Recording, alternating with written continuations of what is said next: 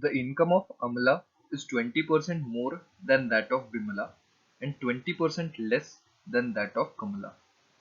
If Kamala's income goes down by 4% and Bimala's goes up by 10%, then the percentage by which Kamala's income would exceed Bimala's is nearest to 31, 28, 32 or 29.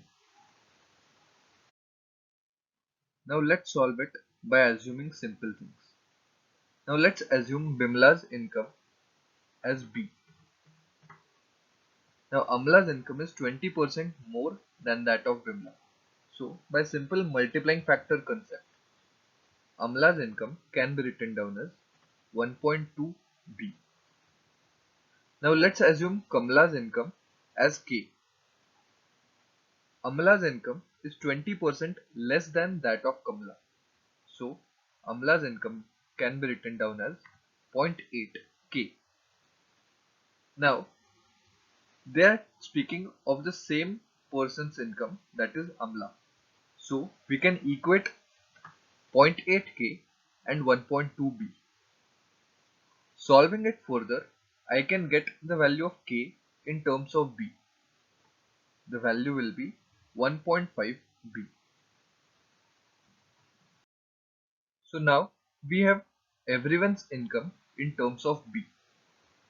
Now let's move on to the next part of the question. Kamala's income goes down by 4%. So let's first find out 4% of Kamala's income, that is 1.5 B. That is nothing but 0.06 B.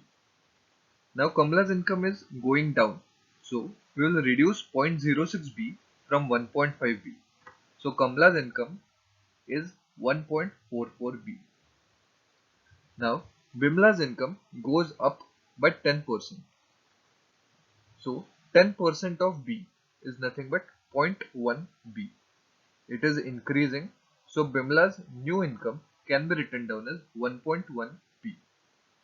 Now the question asked is percentage by which Kamala's income exceeds Bimla's.